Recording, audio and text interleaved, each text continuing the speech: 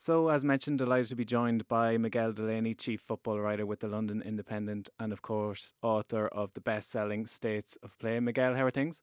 Yeah, not too bad. Well, very busy, as you know, from trying to organize this Yeah, podcast. well, look, It's kicking. It's really kicking off at the moment. A yeah, busy window is accelerating. fairly frantic few days, none more so than the Eze situation. We might get to that in a second, but just more broadly, it's kind of interesting in when football transfers have never been more data-driven and plotted out. That there are still these instances of like reactive moves and market opportunities, like clubs do like react to things like the Havertz injury in this case.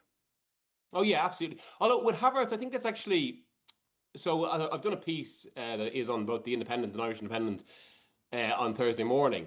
That Havertz definitely his injury accelerated the as situation, but from what I'm told, I think Arsenal are going to act anyway. Just with Havertz getting injured, it ensured they had to make sure they had to make sure they got them because as I wrote, there was actually the principles of a deal agreed at Arsenal as early as Sunday, 10th of August, which is amazing given over the past few days. I mean, they kept that for a modern transfer, especially given the amount of noise that surrounds them and now their constant updates, just how much it was like the transfer industry is almost a separate part of the game now. That to keep that under wraps because everyone thought that Spurs had a clear run over the past few days. But Arsenal's agreement or initial agreement, it did change a bit on Wednesday, was always there in the background. So maybe dive into that for us a little bit then. So the kind of briefing or the stuff emanating from this transfer in the last couple of days was Tottenham were inching towards an agreement and had almost essentially got there. And from the outside looking in, this looks like a classic case of Tottenham doing all the legwork and then Arsenal gazumping it at the last minute. But in fact, Arsenal had agreed in principle. Tottenham did their part on their side, and Arsenal have probably ended up paying a little bit more than they initially had intended. So initially, the deal I was told for about early August was going to be 50 million fee and 10 million in add-ons. Now, what Arsenal ended up paying is 60 million and 7.5 million in add-ons, which is pretty much the release clause that expired on Thursday for this window that Eze had. Um, so yeah, it did evolve, to be fair. But yeah, it's not really a case of Spurs like doing the legwork and Arsenal. I mean, it obviously looks like a hijack, but it Yeah. was basically, I suppose, it had already all been set up. But I suppose well, from the Spurs perspective now, there is frustration, obviously, because like as I wrote in that piece, that by Monday even that deal was being described as kind of it's both on the brink of completion and the brink of total collapse, and this felt like a constant state. They couldn't get final deals over. It was painstaking. Now Spurs maybe are very frustrated, obviously, and feel that Palace were stalling. But then on the other side, Palace's duty, given their kind of ultimately they are losing one of the greatest figures in their history, given he scored the winning goal in their one major trophy. Um, Palace, they're losing that player that they don't necessarily want to lose, and they have to get as good a price as possible, and they've done that. And from an Eze point of view, once Arsenal were back in the equation and in the equation in a firm way, he was always going to pick them. Is that Yeah, exactly. I think like there was just no question about it. I mean, like he's funny. He's did an interview with the well, he did an interview with the Independent 5 years ago, speaking about how his emotions when he was let go by Arsenal when he was 13, coming back to play them, how difficult that was. He's a massive Arsenal fan. He was just yeah. Once there was a possibility of joining Arsenal, he was just Spurs had no chance really. Yeah, it's interesting on the Havertz point. As you said, it probably didn't overly define this transfer, but did accelerate it to some extent. But like having watched the game at the weekend between Arsenal and Man United, and like Arsenal were relatively full strength or close enough to a team that you would expect them to field in big games when everybody's fit. And yet they were a little bit off colour more so than they have been in games where that is the case and they are full strength. Like the one thing that has potentially grown as an issue, and it's separate to Havertz actually, is that left hand side of the attack. And Martinelli hasn't probably kicked on in a fashion they had presumably hoped. So as a like the extent to which the Havertz thing has fed into it at all is actually going to solve a problem entirely separate to that for them if he slots in on the left hand side there. Yeah, yeah, and I mean, he has been trying the left before and hasn't always worked. But I think, like Arteta will obviously envisage a slightly different role for him. Um, And I suppose the thing with Arsenal, they've got so much depth up front. Mm. Now, and like people, I think there's an obvious question how this is all going to fit together. But we have to look at this in a new way now, because this is what Arsenal found last season. You're in campaigns now where you've pretty much got games every 3 days. It's very hard to sustain. And Arsenal now have a lot of bodies. Also, I think, and this is pretty crucial, because Eze, obviously, such creativity to him. They've got a game changer, which was maybe the one, actually, to be fair, I would actually describe Zubimendi as a game changer as well. Yeah. Just not in the same way, given he's further back on the pitch. But when Liverpool, given they go out and do Verts, now there wasn't as much as this, there wasn't as much focus on Reinders in the summer, but we can obviously see he's a game changer as well. And Arsenal have someone comparable. I think it's all the more important, depending on which way or it's all the more important no matter which way the Isak transfer goes, because obviously if Liverpool get him, it's all the more important Arsenal have this to rival it. If they don't get him, suddenly you wonder whether these are 2 days just swung the entire season. Yeah. Like a somewhat tangential point just on, not to make this whole thing about Kai Havertz, but it is kind of interesting that Victor Gyokeres made his bow in the Premier League at the weekend, and even on the Monday Night Football, subsequently Neville and Carragher were debating the merits of Havertz maybe starting in those big games, and there's big games coming soon, and will Arteta lean back on the possession that Havertz guarantees you rather than that fox in the box finisher. So that's kind of been taken off the table now as an option in the next couple of months. So the pressure has heightened on Gyokeres, and to be fair to him, he hasn't had a full pre-season, but the onus on him to hit the ground running has kind of kicked up a notch, I think. Yeah, exactly. Yeah, I mean, one of the reasons that Arteta loves Havertz is because of how much he gets his pressing, and it's so important in the modern game. Gyokeres is going to have to learn that. It's obviously he necessitates a different approach, especially like Arsenal are kind of, I think, more in transition. But yeah, I mean, there was also a sense of like there's two elements to adapting to the Premier League. One is the play and the intensity and all of that. The other, I suppose, is actually just the pure noise around it. Because suddenly, like Gyokeres had gone in, and it was already debate, of course, over signing, because early in the summer it was about is it going to be Sesko or is it going to be Gyokeres at Arsenal? And now he's had like one, all right, mostly disappointing game, you'd say, but with a lot of caveats. And already he's suddenly feeling like there's this immense pressure, this huge noise around him. It's a lot to shut out, to be fair. Yeah, and I know you've covered the Sesko thing like broadly over the last 12, 18 months, that he was to some extent a number one target. Was it purely the financials and Leipzig over bargaining their position that Arsenal went away from that, or did they ultimately conclude that Gyokeres was just a better fit for them? I think it was mostly the finances, yeah. Because like Andrea Berta, Arsenal's new sporting director, was adamant they weren't going to go near 80 million euro that Leipzig wanted. There was maybe also a feeling that Leipzig were supposed to be willing to do the deal at a lower price this summer. And then the other side of it maybe is just like the quote that's been used within Arsenal since, that the here and now, that Gyokeres is closer to the finished article right now. Although again, as we're talking, I suppose, one thing is being a finished article when you play in Portugal. Another thing is being a finished article for Premier League football. Yeah, and I think you've hit on a really interesting point, because it's definitely been firmed up in this era when we've access to everything. Like everybody can watch best highlights of these players as they arrive. It's not like when players came off Broadway into the Premier League and they were given somewhat of the benefit of the doubt. If Sesko or Gyokeres don't like have meaningful impact in the first couple of months, we've seen like there's a body of evidence that they won't be.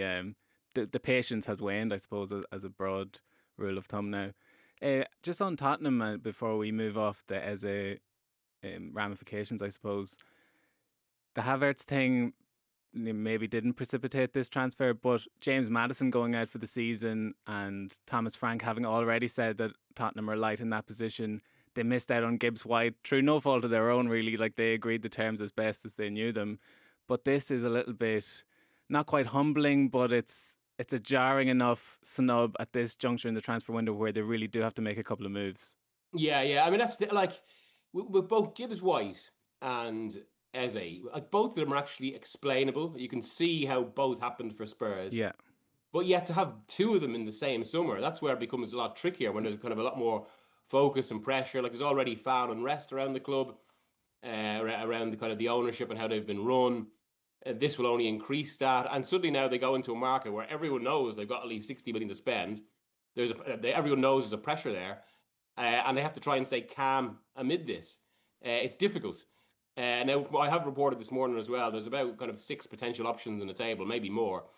Um, so like Paz is the big one mentioned, although Como I think might be looking to sell. They'd love obviously Savinho and Morgan Rogers. I mean they've already balked at paying like potentially 67 million for Savinho, and Morgan Rogers would cost over 80 million. And Villa obviously don't want to lose who's their star. I was at the PFA Awards the other night where he won Young Player of the Year. But yeah, they've got a lot to work through. You mentioned the PFA Awards. You have to bring me inside the room there the other day, Miguel, in this Alexander Isak situation, which just like was like Dream Team-esque social media back and forth between Newcastle and the player. Like, notwithstanding that social media element, it's hard to think of a comparable situation where dirty laundry is being aired in public like this, like at the elite level with an elite player. Yeah. I mean, the closest parallel, I suppose, maybe Carlos Tevez in 2011-12, which actually got worse than Isak. It also involved a player maybe trying to, a player on one side and state ownership on the other. And like, there was quotes from Tevez at the time about how Roberto Mancini, the City manager, treated him like a dog. And he was in Argentina. Isak hasn't quite got to those levels yet. But as you say, like I was talking to kind of people who work in the industry about this, especially at the event, the PFA Award. And obviously, like this, I mean, given the PFA is ultimately, it's essentially a players' union, and their primary role is to look after the interests of players in a labour perspective like that. Obviously, there's a lot of people in the room who talk about these aspects, like kind of the legalities of when a player wants to leave, their contracts, and all of this. But like one of the kind of main lines was, as soon as you're in a situation where the player is actually issuing statements like that, it gets messy and it gets difficult to do. So yeah, I mean, like the PFAs, it used to be before COVID. Actually, used to be a big event towards the end of the season that was a sit-down meal, and because it was the end of the season, it used to be considered. So it was always around like late April, early May, which is after the EFL finished, which meant it was a big night out for a lot of lower league players. But there was a few issues with that, which is why they changed that. I know people have noticed it in terms of kind of when it's announced. So the voting had to close before the season ended. So which used to kind of irritate people. So a big kind of issue with that. I remember in 2018, the voting closed on like one midweek afternoon, and that night, De Bruyne scored 4 goals. And that was the year Salah beat De Bruyne to the awards. That was already in their mind. They wanted to put the kind of voting after the season. Also, I think the players themselves didn't like kind of a sit-down dinner. But now it doesn't mean it has to be in August, because it's very difficult to find a week. They have to give priority to when they can kind of get potential winners in, so they can have actually the players like Salah appear. So now it's just basically it's a 2-hour ceremony with kind of an event before and an event after it. And yeah, there's a lot of football leaders that go to it. Yeah, it was bizarre, like just Isak being named in the team, and then his absence was notable given the context of what's going on. And you've got the Wissa thing, which is obviously comparable on a different plane of ability and profile, but essentially the Spider-Man meme where they're both doing the same thing, and it's just a standoff to see what ultimately happens there. Just on the 2 statements, so Isak went first, Newcastle responded. The Newcastle one in particular, I'm sure would have been pored over and double checked for wording. Is there anything in those statements that maybe gives you a tip or informs you of where this might actually go when the window closes, I suppose? I can't see Newcastle allowing it now. Look, I might be wrong there, but I think this is why the statement was potentially a mistake from Isak, because I think up until now, Newcastle were prepared to be pragmatic and realistic about it, and had they got the players they want in, that was a big question. They would have let them go. Now essentially pride has come into it, and I think they're because of the extent Isak has gone to, I think they're going to dig their heels in and say no. That was certainly the vibe again on Tuesday night in Manchester at the PFAs. Yeah, and then I suppose to stick with the reactive theme, or the extent to which that's playing into matters with decision makers, if Jim Ratcliffe was sitting watching that game at the weekend and saw that an otherwise good performance was undone by a very rectifiable goalkeeping error, and he's got such keen attention to detail. Surely, if anyone's going to be reactive, he's like, I can't spend all this money on all these players, and then a goalkeeper lets me down. Is there any sense United might try and address that in the next couple of weeks?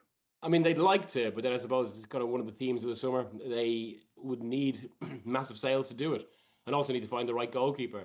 Donnarumma has obviously been mentioned, but his wage demands are massive given what he's on at Paris Saint-Germain. So unless something drastic changes there, I can't see. And then there's a bit of a debate in Manchester United now about what they'd want more, a midfielder or a goalkeeper. And I think at the moment they're still thinking a midfielder, but then they do want Carlos Baliba and are willing to wait there.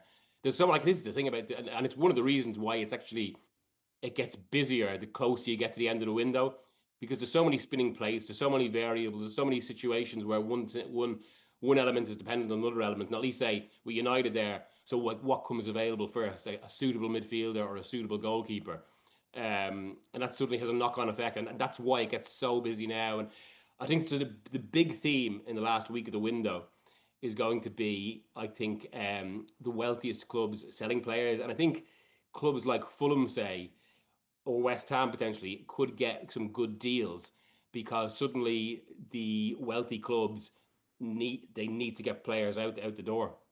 And to, I suppose, expand on the Isak point, you've kind of spoken to where both sides of that situation have worked themselves into an unenviable position where neither wants to back down.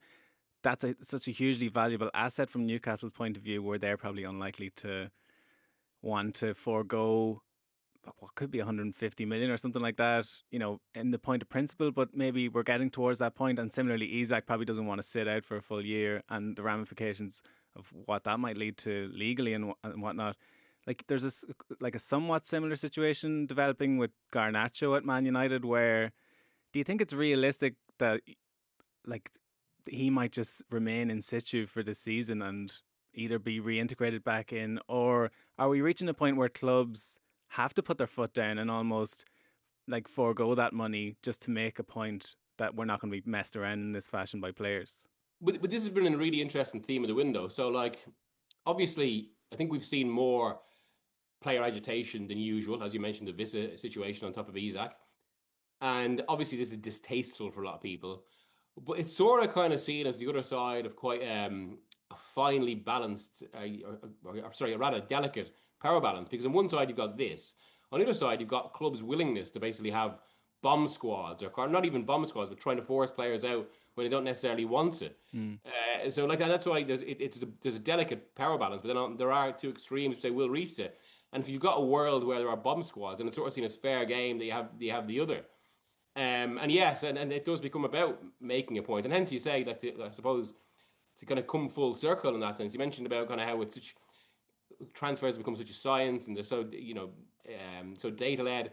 But there's a lot of emotion at play as well, and kind of a lot of obviously human interaction and having to deal with these situations. And in that, like, whatever about Garnacho, a bit of sympathy for Rasmus Højlund. Actually, all he wants to do is stay and play for Manchester United, and they're just trying to get him out the door. Yeah, because like it's funny watching the daily briefing. I'm sure everyone has their opinions on this, but the Garnacho story, which seemingly hasn't moved at all, getting reported on a daily basis, like people can make of that what they will. But Chelsea have a valuation, Man United have a valuation. This normally plays out whereby United just have to succumb to the fact that we can't lose this player for free or let him rot in the reserves, to use that expression, and we're going to sell him for some mid-range fee. Whereas in the long run, the benefit for them or any club in that situation might just be to be like, we're going to take the hit on this one just so we're not messed around going forward. So I think the closer you get to the end of the window, that's pretty much what you have to do. Yeah. And that's where kind of the leverage goes to the buyers. Yeah. And like obviously then, like, because this isn't just about having bodies, of course. There are PSR concerns. Yeah. Like this is the world, or this is what's dictating the football world at the moment. Yeah. But Garnacho, it is an interesting one though, because so far Chelsea are nowhere close to United's valuation. Yeah, and like even rudimentary comparisons to other transfers in the market for players who have achieved as much or less than Garnacho has at the top level and are going for double the fee that Chelsea are quoting. So it's just one to keep an eye on. I think United it's going to take a while for them to shake the perception that they're a bad selling club and that they're not good at the negotiation Yeah. table. Maybe they just need to make a point on that. But it is a big thing. Obviously, this time of year, we focus so much on kind of the buying and who's good at recruitment. Mm. But just as important, and clubs are realising this, is actually the other side of it in selling. And there are some clubs who are very good at it. Brighton being one. Now, there is a difference there, and obviously so many clubs want to buy Brighton's players, and they can plan for this. But obviously, clubs are now well past the point where they kind of like think about, okay, we'll get some players in, and let's hope someone comes in for the players we don't want. They have to start being much more strategic about it. And again, as we say, while much of kind of recruitment on the purchasing side is driven by data, selling is driven by relationships and trying to kind of like having contacts that can sort you with something, that can kind of find the club that actually would have an interest for a player at a certain level and obviously can meet your value. Yeah. And it's kind of one and of the same, but I'm going to ask you to take your transfers hat off, put your states of play hat on. And I know they're kind of entwined more so than ever now, but just striking on the first weekend that's gone. And you mentioned PSR and teams kind of struggling with that. Newcastle, who we've touched on, Aston Villa likewise. It was notable that they, somewhat impromptu, or the extent to which it was coordinated, had a little bit of a joined protest against the nature of things. And I just wonder, and you've obviously done great work on this in the last couple of years, with the 115 charges as well brewing in the background, is this a season where almost Super League-esque the off-the-field issues usurp the on-field product and it actually becomes the big story of this season? Well, I do think off-field has been the case for years. It's really grown, and really, I suppose, since COVID. And I don't think that's actually coincidence, because COVID basically, and the financial stress it put on the game, despite all the money it makes, kind of exposed all these fault lines.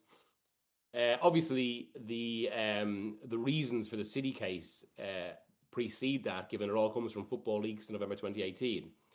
And so the latest there, again, City insisting their innocence.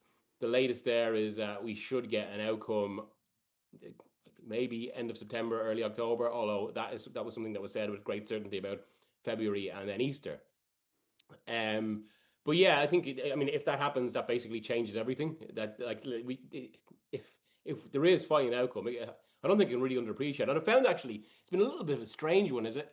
As everyone kind of talks about the season and all that, and like how City look good and what might happen, that we could have this massive event where they are potentially deducted a huge amount of points. But I do wonder if some of the fatigue, I suppose, given that we were talking about all this last year and it didn't happen, and now we're kind of waiting for it again. But yeah, absolutely. I think it's just the nature of football and how litigious the sport is, how much is going on, that there's so much encroaching onto the pitch so much encroaching onto the kind of the news cycle that is from off the pitch. But the one thing I would say, and for all the criticism you can have what the modern Premier League is, how it's grown, how it's become a monster and all this, it does have an incredible capacity for storylines on the pitch that just keep you hooked. And look at two this weekend, the way this coalesces. So first of all, we've got Palace against Forest with all the kind of emotion there from the Court of Arbitration for Sport case that saw Palace's demotion to the Europa Conference League. Then on Monday, it's just this the way the fixture list often throws this up, where suddenly in the middle of all this Isak stuff, we've got Newcastle Liverpool. Yeah, and just last one, I suppose, on that before I let you go. If Liverpool are presumably the only suitor for Isak, are they in the sort of Carlos Baliba Man United dynamic of if it's not Isak, it's nobody this summer, or are they have they got plan Bs? No, I just feel like it's about getting Isak done if they can. And I think Isak is more about actually. It's not so much about now; it's about being a long-term successor to Mohamed Salah. Obviously, when an opportunity arises in these situations, you have to take it. But they are generally quite happy with their forward line as is. But then if they get Isak, of course, it's a game changer. Absolutely. Well, thanks a million for bringing us up to speed on all that, Miguel. Miguel Delaney from the London Independent and States of Play, which has been reissued on paperback this month. Yeah, with a new chapter. So apologies to those who bought the first edition. That's the way they do it in the UK. See, Donald Trump stepped in and made the story about him, Miguel. Yeah, exactly. But yeah, it's out now in all bookshops. And actually, if you've got a Kindle or an ebook as well, it will automatically update, or it should have by now. Nice one. Well, that's great stuff. Cheers, Miguel. Thank you.